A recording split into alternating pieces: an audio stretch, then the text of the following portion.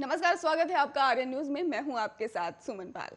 प्रधानमंत्री नरेंद्र मोदी आज गोवा का दौरा करेंगे, जहां वो गोवा मुक्ति दिवस पर आयोजित होने वाले कार्यक्रमों में शिरकत करेंगे और कई विकास परियोजनाओं का उद्घाटन और शिलान्यास करेंगे। प्रधानमंत्री कार्यालय की ओर से जारी एक कहा गया है कि मोदी श्यामा प्रसाद मुखर्जी स्टेडियम से में ही मुक्ति दिवस समारोह में भाग लेंगे और पीएम मोदी गोवा को पुर्तगाली शासन से मुक्त कराने के लिए भारतीय सशस्त्र बलों द्वारा चलाए जा रहे ऑपरेशन विजय के स्वतंत्रता सेनानियों को सम्मानित करेंगे। इसके अलावा वो पुनर्निर्मित अगोड़ा जे और जेल संग्रहालय, गोवा मेडिकल कॉलेज के सुपर स्पेशलिटी और खंड, न्यू साउथ गोवा जिला अस्पताल सहित कई अन्य परियोजनाओं का भी उद्घाटन करेंगे। पीएम ने कहा है कि प्रधानमंत्री मोपा विमानतल का विमानन कौशल विकास केंद्र और मडगांव के डेबोलिम नावेलिम और एक गैस सब स्टेशन का भी उद्घाटन करेंगे। पीएम मोदी आपको बता दें कि विधि, शिक्षा और शोध संबंधी इंडिया इंटरनेशनल विश्वविद्यालय की आधारशिला भी रखेंगे। आपको ये भी बता दें कि गोवा में अगले साल की शुरुआत में विधानसभा चुनाव होने हैं और गोवा मुक्ति दिवस भारतीय सेना द्वारा पुर्तगालियों के अधिकार से ही गोवा को मुक्त कराने के उपलक्ष्य में ही प्रत्येक वर्ष मनाया जाता है।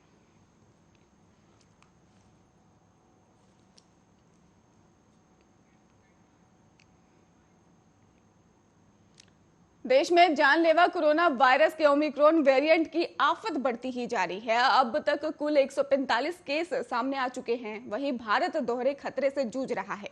पहला खतरा सरकार की नीतियां हैं और दूसरा खतरा जनता की लापरवाहियां।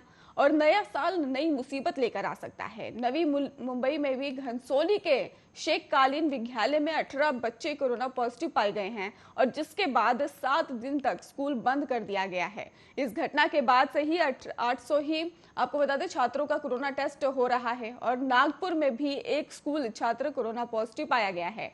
अब जीनोम सीक्वेंसिंग से भी पता ये किया जा रहा है कि क्या से ओमिक्रॉन तो नहीं है। और वहीं ओमिक्रॉन के खतरे के बीच दिल्ली में कल से 6ठी से 12वीं के स्कूल फिर से खुल गए हैं और मुंबई के बच्चों के स्कूल पहले से ही खोल दिए गए हैं। और महाराष्ट्र में 18 दिसंबर तक कुल 48 ओमिक्रॉन केस लेकिन स्कूल में खोल दिए गए हैं। और दिल्ली में भी आपको बता दें कि ओमिक्रॉन के 22 केस लेकिन फिर भी स्कूल खुले गए हैं। और चंडीगढ़ में ओमिक्रॉन का एक केस सामने आया है लेकिन स्कूल बंद कर दिए गए हैं।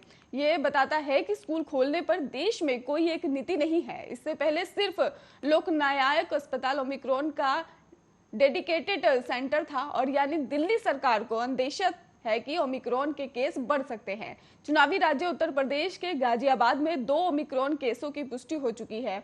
और आपको ये भी बता दें कि जिनका स्रोत भी पता नहीं लगा है कि ऐसे में रैलियां और यात्राओं में भीड़ ओमिक्रॉन के खतरे को बढ़ा रही है।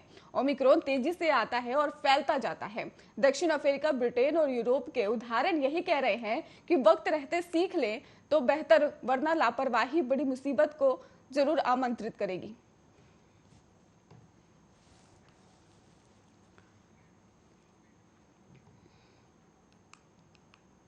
जम्मू कश्मीर में आतंकी राजनीतिक गठजोड़ और टेरर फंडिंग के नेटवर्क को पूरी तरह से नेस्तनाबूद करने के जुटे सुरक्षा बलों ने आज हरवान इलाके में आतंकियों के साथ मुठभेड़ कर एक अज्ञात आतंकी मार गिराया है। कश्मीर जोन पुलिस ने इस संबंध में ट्वीट कर जानकारी दी है। दरअसल जम्मू कश्मीर के हरवाना इलाके में रविवार यानी आज सुबह सुरक्षा बलों और आतंकियों के बीच मुठभेड़ की खबर सामने आई है, जिसमें सुरक्षा बलों ने एक आतंकी को मार गिराया। हालांकि अब तक उस आतंकी के नाम या पहचान के बारे में कोई जानकारी सामने नहीं आई है, लेकिन शिनाख्त करने पर यह जरूर पता चला कि मारा गया आतंकी संगठन लश्कर ए तैयबा का सदस्य है।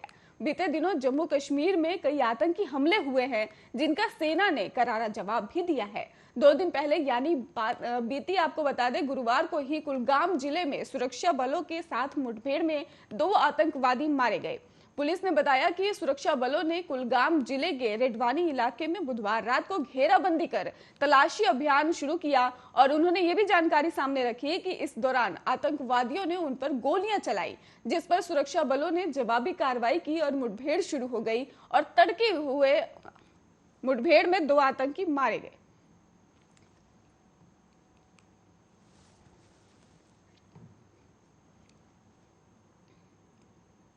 पंजाब में विधानसभा चुनाव से पहले बड़ी घटना घटी है। एक शख्स ने अमृतसर स्वर्ण मंदिर में घुसकर तलवार उठाने की कोशिश की, जिसके बाद इस शख्स की पीट पीट कर हत्या कर दी गई है। मामले की जांच का आदेश दे दिया गया है। वहीं तमाम राजनीतिक दलों ने भी इस घटना के पीछे साजिश की आशंका जता दी है। अमृतसर के स्वर्ण मंदिर में ही एक युवक ने बेअदबी की कोशिश की और हैरान करने वाली घटना में ही युवक ग्रिल फांद कर ही गुरु ग्रंथ साहिब के करीब पहुंच गया और तलवार उठा ली। इसके बाद से ही वहां मौजूद लोगों ने उसे पकड़ा और फिर गुस्साए लोगों ने युवक की पिटाई शुरू कर दी। पिटाई के दौरान युवक की मौत हो गई है। पंजाब के मुख्यमंत्री चरणजीत सिंह चन्नी ने इसे लेकर तमाम बड़े नेताओं के बेअदबी की कोशिश की निंदा की है और सीएम चन्नी ने पुलिस अधिकारियों को जांच का आदेश दिया है। इस संवेदनशील मामले में केंद्रीय गृह मंत्री अमित शाह ने भी पंजाब सरकार को जांच की मदद का भरोसा दिलाया है। अब तक की जानकारी के मुताबिक बेअदबी की कोशिश करने वाला युवक उत्तर प्रदेश का रहने वाला है, लेकिन अभी तक उसकी पूरी पहचान सामने नहीं आ पाई है। और इसके साथ ही घटना के बाद पुलिस ने कहा है कि एक लड़का जिसकी उम्र करीब 24 से 25 साल की रही होगी, वो दरबार साहब में ही अंदर चला गया था और बाद में कुछ लोगों ने उसे काबू किया और काबू करने के बाद उसे बाहर लाया गया और उस पर झड़प हो गई, फिर उसकी जान चली गई। बॉडी को सिविल हॉस्पिटल में फिलहाल भेज दिया गया है।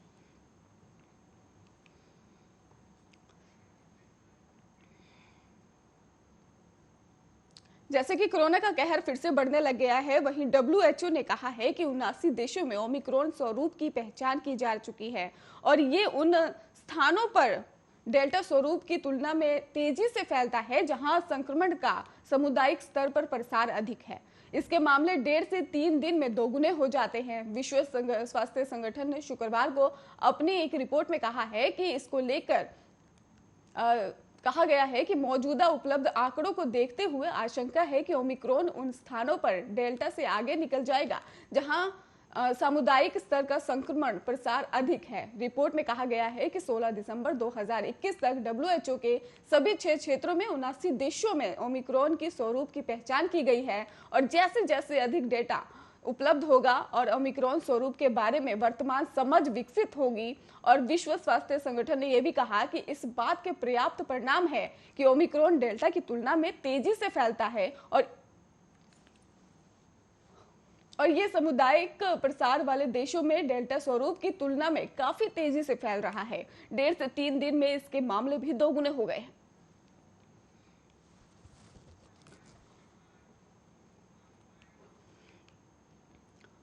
उत्तर प्रदेश में अगले साल विधानसभा के चुनाव है और चुनाव से पहले बीजेपी जनता को लुभाने की कोई कसर छोड़ना नहीं चाहती है और इसीलिए बीजेपी अगले साल जनवरी के दूसरे हफ्ते में प्रधानमंत्री नरेंद्र मोदी की मेगा रैली कराने में की तैयारियों में जुट भी गई है और ये रैली राजधानी लखनऊ में होगी।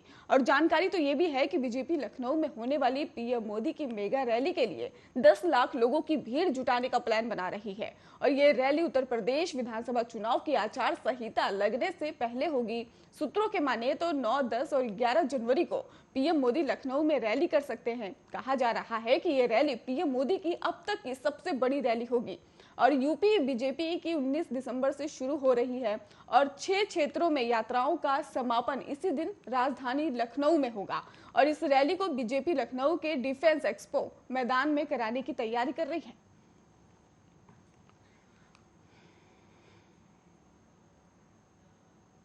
एक तरफ जहां समाजवादी पार्टी लोगों को लुभाने का काम कर रही है, वहीं दूसरी तरफ समाजवादी पार्टी के विजय रथ यात्रा के दौरान समाजवादी पार्टी के कार्यकर्ताओं ने एक आम आदमी को सरेआम पीटा है और भीड़ ने व्यक्ति को इस कदर पीटा कि वो जमीन पर गिर पड़ा और लोगों से आपको बता दें कि और लोगों से पीटने की अपील कर रहा है था और लेकिन भीड़ व्यक्ति एक ना सुनी तो उसे बुरी तरह से पीट दिया। व्यक्ति लहूलुहान हो गया, जमीन पर गिर पड़ा। और आपको ये भी बता दें कि ये पूरा मामला बरगद चौराहा का बताया जा रहा है जहां पर यह घटना को अंजाम दिया गया है।